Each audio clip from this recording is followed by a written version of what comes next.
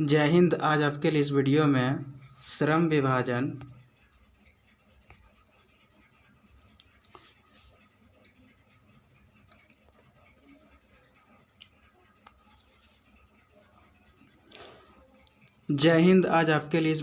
श्रम विभाजन और जाति प्रथा का ऑब्जेक्टिव क्वेश्चन बताने जा रहे हैं।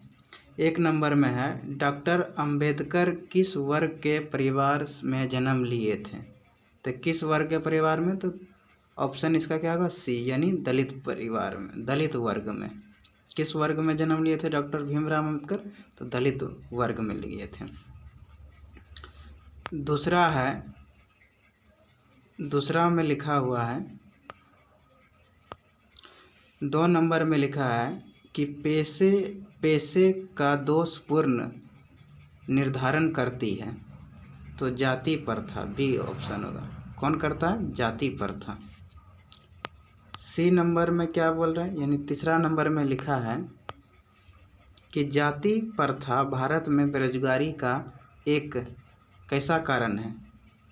तो प्रत्यक्ष और प्रमुख, यानी को और खो दोनों है, यानी प्रत्यक्ष और प्रमुख कारण है।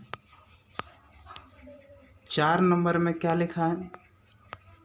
तो 4 नंबर में लिखा है कि डॉक्टर अंबेडकर की, यानी डॉक्टर भीमराव अंबेडकर की दृष्टि में भाईचारे का वास्तविक रूप कैसा है?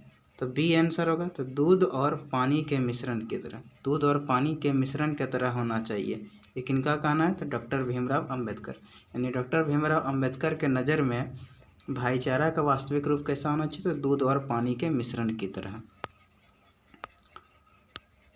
5 नंबर में है कि डॉक्टर भीमराव अंबेडकर का जन्म कब हुआ था? तो डॉक्टर भीमराव अंबेडकर का जन्म कब हुआ था? तो 14 अप्रैल 1891 ईस्वी में। कब हुआ था? 14 अप्रैल 1891 ईस्वी में हुआ था। 6ठा क्वेश्चन है कि डॉक्टर भीमराव अंबेडकर का जन्म कहाँ हुआ था? तो महू, मध्य प्रदेश, यानी एमपी में हुआ था। महू, मध्य प्रदेश में। ठीक है। 7वां नंबर में लिखा है कि भीमराव अंबेडकर के चिंतन और रचनात्मक के मुख्यतः कितने प्रेरक व्यक्ति रहे? 3। कितने थे? 3। कौन कौन? ज्योतिबा फुले, कबीर और गौतम बुद्ध। ये तीनों थे भीमराव अंबेडकर के चिंतन और रचनात्मक मुख्य रूप से प्रेरक व्यक्ति थे। 8 नंबर में है कि जातिवाद के पोषकों द्वारा श्रम विभाजन किसका दूसरा रूप माना जाता है? तो जाति प्रथा। जातिवाद के पोषकों का दूसरा श्रम विभाजन किसका माना जाता है? तो जाति प्रथा का। 9वां नंबर में है, जाति प्रथा किस प्रकार का श्रम विभाजन है? तो अस्वाभाविक। किस प्रकार से? अस्वाभाविक है। 10 नंबर में क्या है? 10 नंबर में लिखा है कि जाति प्रथा के अनुसार श्रम विभाजन का आधार क्या है? तो सी इसका आंसर होगा। पैतृक पेशा। पैतृक माने जो पिता रखी का जो पेशा होता है, उस पेशा, यानी बढ़ी जाति में जन्म लिया तो वो बढ़ी का ही काम कर सकता है। तो बढ़ी जाति का पेशा क्या है? कुर्सी टेबल बनाना। समझे? 11 नंबर में क्या कह रहा है?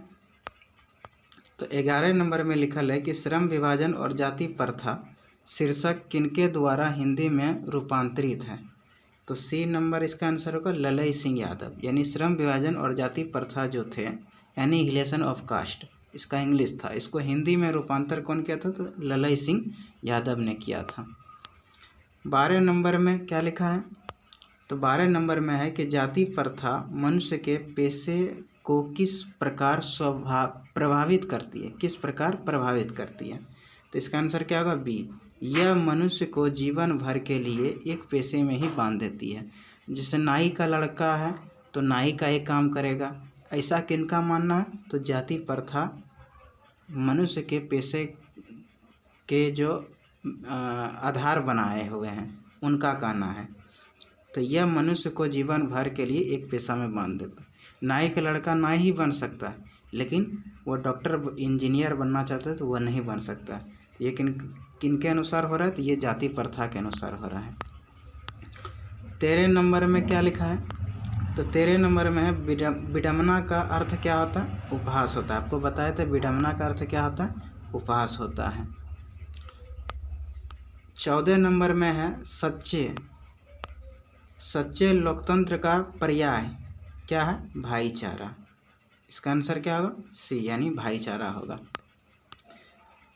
15 नंबर में लिखा है कि भीमराव अंबेडकर की मृत्यु कब हुई थी? यानी डॉक्टर भीमराव अंबेडकर की मृत्यु कब हुई थी?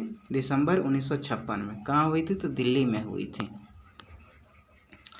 16 नंबर में है कि बाबा साहेब अंबेडकर संपूर्ण वाङ्मय नाम की पुस्तक कितने खंडों में प्रकाशित हुई थी? तो 21 खंडों में। कितने खंडों में? 21 खंडों में हुई थी। 17 नंबर में है कि लाहौर का वार्षिक सम्मेलन कब हुआ था? तो 1936 में। लाहौर का वार्षिक सम्मेलन कब हुआ था? 1936 ईस्वी में हुआ था। 18 नंबर में है कि डॉक्टर भीमराव अंबेडकर की रचनात्मक के प्रेरक व्यक्ति कौन थे? तो महात्मा गांधी नहीं थे, ज्योतिबा फुले थे, गोपाल कृष्ण गोखले नहीं थे, ये नहीं थे, विवेकानंद नहीं थे। कौन कौन थे? ज्योतिबा फुले, कबीर और गौतम बुद्ध। तो यहाँ पर सिर्फ क्या दिया है? ज्योतिबा फुले। तो इसलिए आंसर क्या होगा? ज्योतिबा फुले। 19 नंबर में क्या है? तो 19 नंबर में है किनके प्रोत्साहन पर बाबा साहेब उच्चतर शिक्षा हेतु न्यूयॉर्क गए थे? बड़ोदरा नरेश के। बड़ोदरा नरेश ने ही उसे उच्चतर शिक्षा के लिए कहाँ भेजे थे? न्यूयॉर्क भेजे थे। 20 नंबर में है, 20 नंबर में क्या लिखा है? बुद्ध एंड हिज धामा के लेखक कौन है? तो डॉक्टर भीमराव अंबेडकर।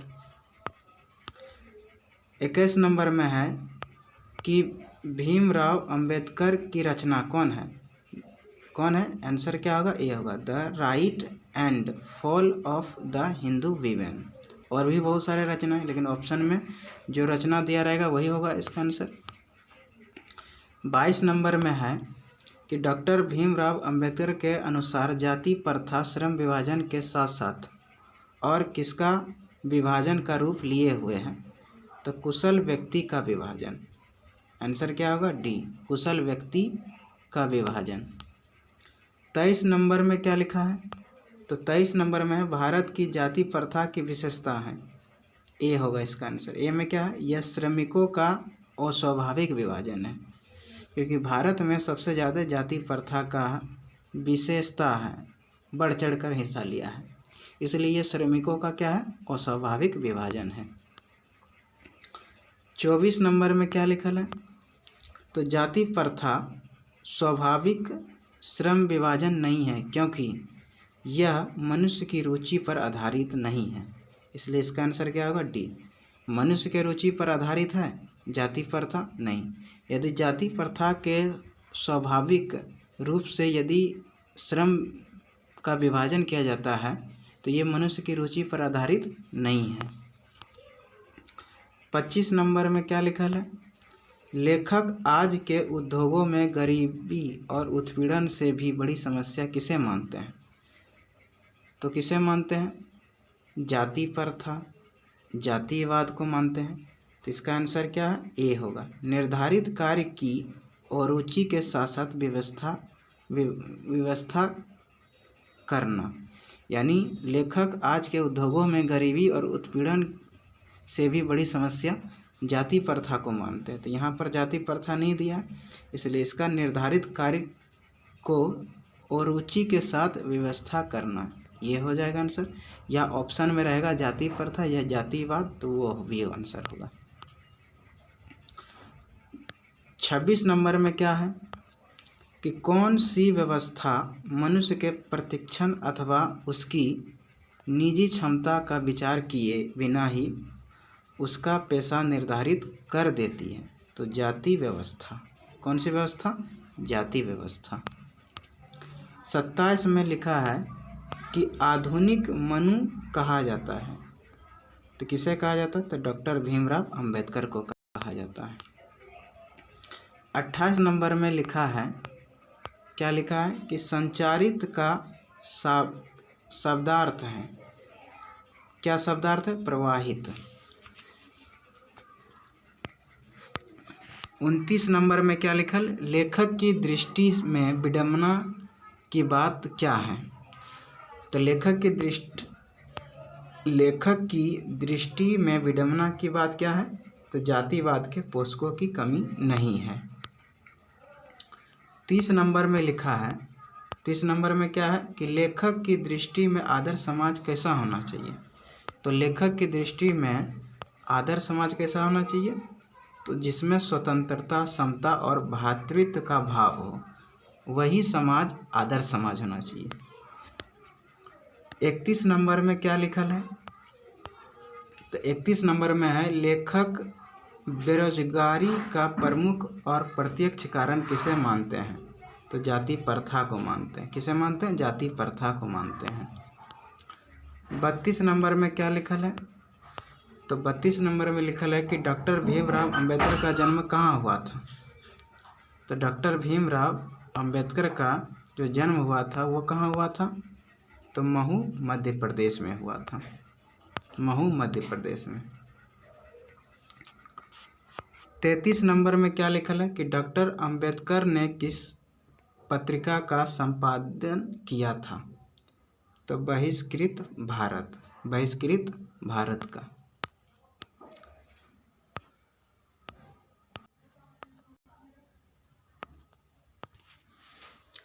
34 नंबर में लिखल है कि भारतीय संविधान के निर्माता के रूप में हम किसे जानते हैं?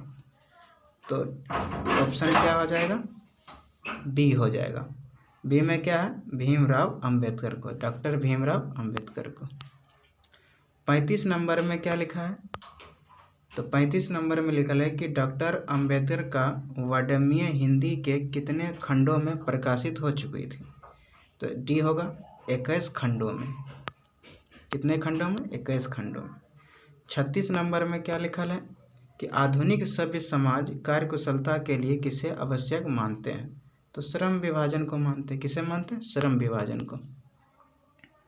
37 नंबर में क्या है कि डॉक्टर भीमराव अंबेडकर के पिता का क्या नाम था? क्या नाम था? रामजी सकपाल। क्या थे? रामजी सकपाल। यानी इसका क्या होगा? बी होगा। ठीक है, बी आंसर होगा। 38 नंबर में क्या लिखल है कि डॉक्टर भीमराव अंबेडकर के माता का क्या नाम था? तो भीमा बाई थे। क्या नाम थे? भीमा बाई। डॉक्टर अंबेडकर ने पीएचडी की उपाधि कब प्राप्त की थी? तो 1916 ईस्वी में। द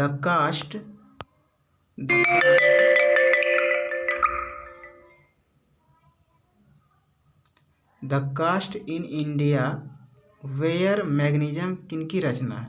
तो भीमराव अंबेडकर की। मूक नायक क्या है? तो मूक नायक क्या है साथियों? तो एक पत्रिका है। आधुनिक सभ्य समाज में कार्यकुशलता के लिए किसको आवश्यक माना गया है? तो श्रम विभाजन को माना है। किसे माना गया? श्रम विभाजन। 43 नंबर में क्या लिखल है? तो 43 नंबर में लिखल है कि जाति प्रथा भारत में क्यों एक प्रमुख कारण बनी हुई है? क्यों बनी हुई है? तो बेरोजगारी। जाति प्रथा भारत में क्यों एक प्रमुख कारण बनी है? तो इसमें से क्या होगा? उत्पीड़न, बेरोजगारी, अमीरी, गरीबी। क्या है? बेरोजगारी। क्योंकि बेरोजगारी से ही लोग क्या हो जाते हैं? गरीब हो जाते हैं। बाबा साहेब भीमराव अंबेडकर का विख्यात भाषण इनमें से कौन सा है? Annihilation of caste. Annihilation of caste. 45 number में क्या लिखा है कि भीमराव अंबेडकर ने निम्न में से किसकी रचना की? तो जाति प्रथा और श्रम विभाजन। श्रम विभाजन और जाति प्रथा गद्य की कौन सी विधा है? तो निबंध है। क्योंकि श्रम विभाजन और जाति प्रथा क्या है? एक निबंध है। सभ्य समाज श्रम विभाजन के लिए किसको आवश्यक मानता है? तो कार्यकुशलता को मानता है। किसे मानता है? कार्यकुशलता के लिए। 48 नंबर में क्या है कि भारतीय संविधान के निर्माण में महत्वपूर्ण भूमिका किसकी है? तो भीमराव अंबेडकर की है, क्योंकि भारत का संविधान के निर्माता किसे कहते हैं? डॉक्टर भीमराव अंबेडकर को ही कहते हैं। श्रम विभाजन और जाति प्रथा के लेखक कौन है? तो बाबा साहेब भीमराव अंबेडकर। लेखक की दृष्टि में विडंबना की बात क्या है? तो जातिवाद के पोषकों की कमी नहीं है। लेखक की दृष्टि में आदर्श समाज कैसा होना चाहिए? तो स्वतंत्रता, जिसमें स्वतंत्रता, समता और भ्रातृत्व का भाव हो। लेखक बेरोजगारी प्रमुख और प्रत्यक्ष कारण किसे मानते हैं? तो जाति प्रथा को मानते हैं। आधुनिक सभ्य समाज कार्यकुशलता के लिए किसे आवश्यक मानते हैं? तो श्रम विभाजन को मानते हैं। डॉक्टर भीमराव अंबेडकर के पिता का नाम क्या था? रामजी सकपाल। डॉक्टर भीमराव अंबेडकर के माता का नाम क्या थे? भीमाबाई। आर्थिक पहलू से भी जाति प्रथा क्या है? तो हानिकारक है। क्या है? हानिकारक है। 57 नंबर में क्या है कि श्रम विभाजन और जाति प्रथा पाठ बाबा साहेब के किस भाषण का संपादित अंश है? तो एनिहिलेशन ऑफ कास्ट। ठीक है, एनिहिलेशन ऑफ कास्ट, क्योंकि एनिहिलेशन ऑफ कास्ट का हिंदी रूपांतर किसने किया था? ललई सिंह यादव ने किया था। 58 नंबर में क्या लिखल है कि श्रम विभाजन और जाति प्रथा के लेखक कौन है? तो भीमराव अंबेडकर है। भीमराव अंबेडकर का जन्म कब हुआ था? तो 14 अप्रैल 1891 ईस्वी में हुआ था। डॉक्टर अंबेडकर का जन्म किस राज्य में हुआ था? तो मध्य प्रदेश। और कहाँ हुआ था? तो महू मध्य प्रदेश में हुआ था। तो इस वीडियो को देखने के लिए साथियों धन्यवाद।